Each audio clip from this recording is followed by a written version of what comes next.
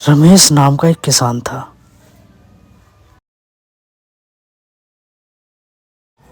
वह एक छोटे से गांव में खेती बाड़ी करके अपना गुजारा करता था।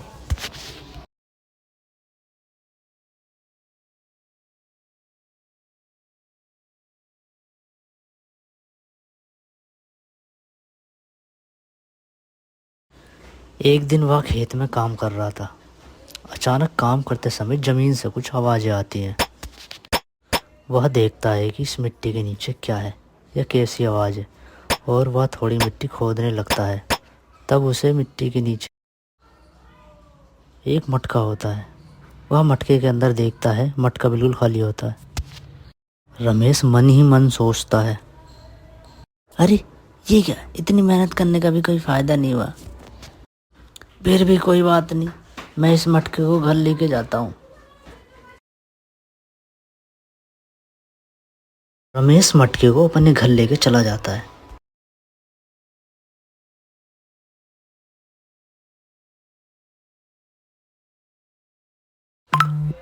और घर जाकर वह मटके को रख देता है। हाथ मुंह धोकर खाना बनाने लगता है।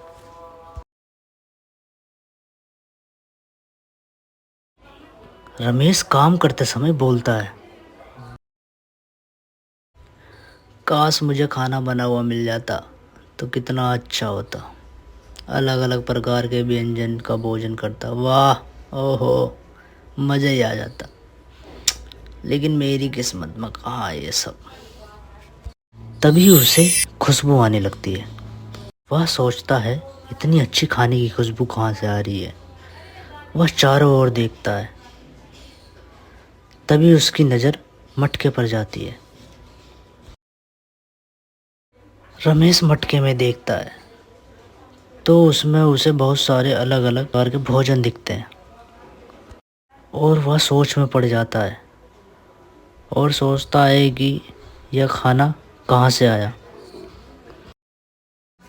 लेकिन रमेश इन सब पे ध्यान नहीं देता, क्योंकि इतना सारा भोजन देखकर उसकी भूख और बढ़ जाती है और वह खाना खाने लगता है।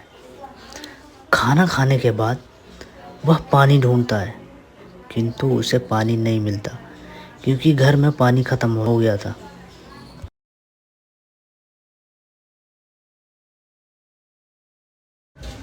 अब इतना सारा भोजन करने के बाद मैं अब कुएं के पास नहीं जा सकता।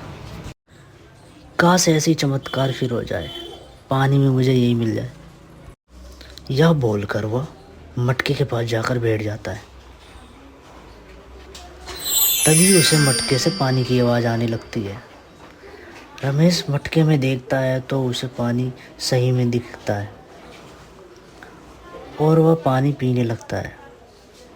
तभी रमेश के मन में विचार आता है, जो मैं बोल रहा हूँ यह मटका मेरी ख्वाहिश पूरी कर रहा है, तो ये क्या एक जादुई मटका है? क्यों ना मैं इस मटके से फिर कुछ मांग कर देखूं, क्या पता ये सच में कोई जादुई मटका हो। चलो मैं बोल कर देखता हूँ। काश मेरे पास इतना सारा पैसा, धन, सोना, चांदी हो, जिससे मैं गांव में सबसे ज़्यादा अमीर बन जाऊँ। फिर जादुई मटका रमेश की बात सुन लेता है और उसकी ये इच्छा पूरी कर देता है। रमेश मटके में देखता है तो उसने सही में उसकी सारी इच्छाएं पूरी कर दी थी। उसे सोने, चांदी और मोती से भरा हुआ मटका दिखाई देता है। रमेश बहुत खुश हो जाता है और वह जल्दी से मटके से सारा सोना चांदी बाहर निकाल लेता है। फिर देखते देखते रमेश के मन में और लालच बढ़ जाती है और सोचता है, क्यों ना मैं इस घड़े से और धन सोना मांग लेता हूँ। फिर रमेश मटके के पास जाकर बोलता है, मुझे और धन, सोना, चांदी चाहिए। तभी मटके से आवाज़ आती है, मैं तुम्हारी सिर्फ 3 ख्वाहिश पूरी कर सकता हूँ। तुमने अपनी 3 ख्वाहिश बता दी है मुझे, और मैंने उन्हें पूरा भी कर दिया है। अब मैं तुम्हारी और ख्वाहिश पूरी नहीं कर सकता। रमेश को गुस्सा आ जाता है और बोलता है, ऐसे कैसे तुम मेरी ख्वाहिश पूरी नहीं कर सकते? तुम तो एक जादुई मटके हो, अपने जादू से कुछ भी कर सकते हो। मटका उसकी ख्वाहिश पूरी करने से मना कर देता है। नहीं, मैं नहीं कर सकता। फिर रमेश गुस्से से मटके से बोलता है, तुम मेरी ख्वाहिश पूरी नहीं करोगे तो मैं तुम्हें तोड़ दूंगा।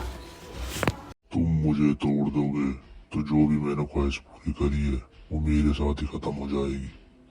रमेश उसकी बातों पर ध्यान नहीं देता, को जोर से जमीन पर पटक देता है।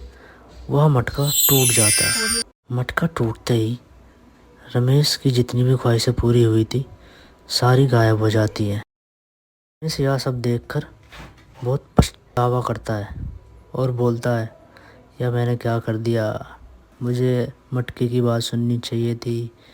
फिर रमेश लालच ख़त्म करके जैसे पहले रहता था वैसे ही ज़िंदगी गुजारने लगता है।